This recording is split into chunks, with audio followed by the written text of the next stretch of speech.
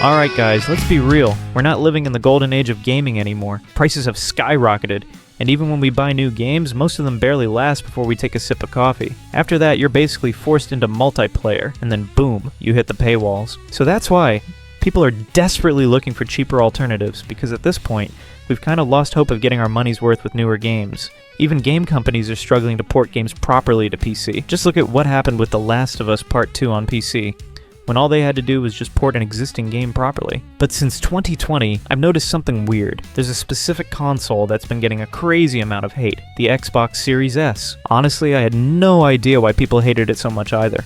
But I did my homework, and today, we're gonna take a deep dive into everything wrong with the Series S, and whether all of that hate is actually deserved or not. One of the biggest reasons people hate the Xbox Series S is that they believe it's holding the entire gaming industry back. Because the Series X has 12 teraflops of GPU power, while the Series S only has 4. And for a lot of gamers, 4 teraflops just feels way too low for this generation.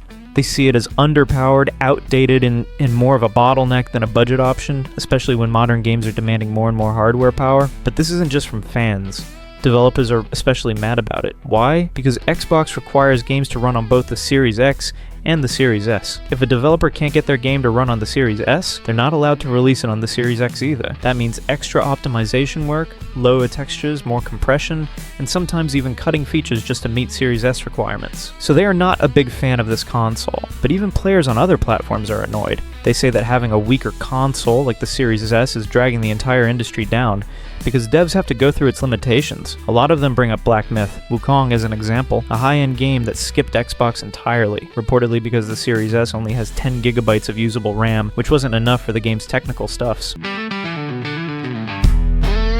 But the thing is, folks, we need to look at the other side of the story. This console is only $300, and honestly, it offers more than Nintendo Switch 2 does. Most of the time, it delivers on what it promises. As long as you pay for Game Pass, you can access almost every game that the Series X has. Sure, maybe not at the same resolution or frame rate, but it's still a solid experience. One thing people forget is the target audience for this console. Not everyone who buys the Series S is a hardcore gamer with a $2,000 setup.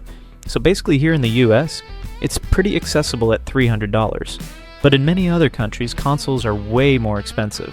So for a lot of people, the Series S is the only realistic way to get into next-gen gaming without going broke. It's a lifeline for people who can't afford $70 per game, or just want to enjoy Game Pass titles casually. And let's be real, not everyone is a story lover or single-player fanatic. Some people just want to play Fortnite, Forza Horizon, or Call of Duty casually. And guess what? Those games run just fine on the Series S. And we also talked about how game developers don't like this console. And yeah, it does mean extra work for them because they have to optimize the game for lower specs. But honestly, I don't feel that bad about that part. That's their job. Optimization's part of game development. It might not be the most exciting part, but if people are paying for a game, they deserve a version that actually runs well, even if it's in lower resolution. We recently had Indiana Jones announced for Xbox Series S, and the early feedback and previews were pretty solid. That shows that when devs put in the work, the games can run great, even on this hardware. But I also do understand one thing. Just because people want access to cheaper games doesn't mean the entire industry should be held back. But we also need to accept that affordability matters, and for what it costs, the Series S does its job. But also, we need to accept a couple things.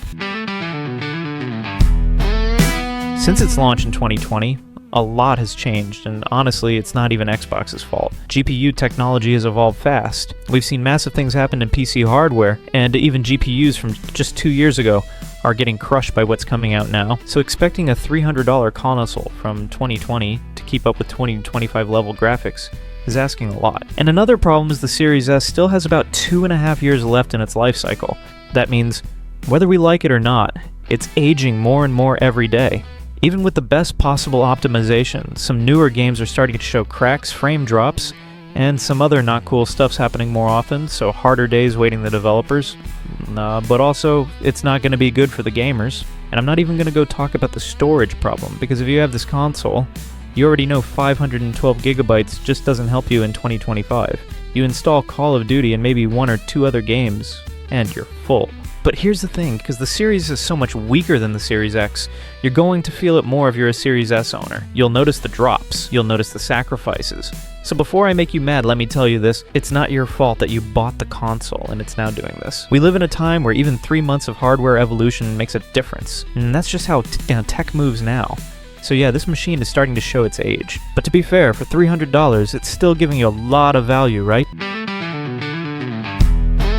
We're probably never going to see another console like the Xbox Series S again. There are a few reasons, but the biggest one, developers. At the end of the day, a console is only as good as the games it has.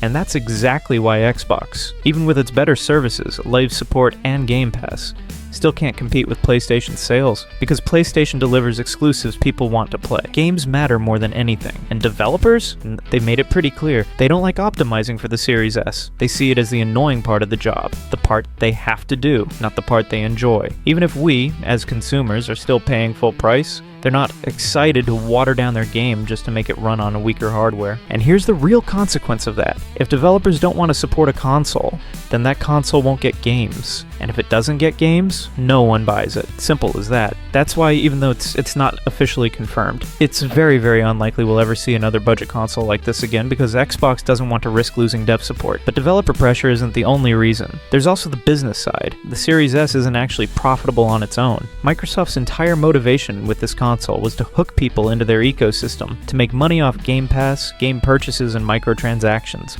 But with the cost of manufacturing going up part, supply chain, inflation, it's becoming almost impossible to sell these consoles without losing money. And every year that loss gets bigger and harder to justify. So from both sides, developers are frustrated, and Microsoft isn't making enough off the hardware itself. There's really no incentive to do this again. The Series S was a unique experiment, and probably the last of its kind. Even though I personally believe there should be a console like the Series S, whether from Xbox or even PlayStation, but the reality hits hard. The truth is, this kind of console just doesn't fit into where the industry is heading anymore. But hey, at least we still have the Series S right now. So if you've got one, use it while you can, because chances are we won't see anything like it again. And yep, that's where we'll wrap it up. If you're curious about the sources I mentioned, they're all down in the description. If you like the content, don't forget to subscribe, and let me know in the comments, should we have a console like Series S once again?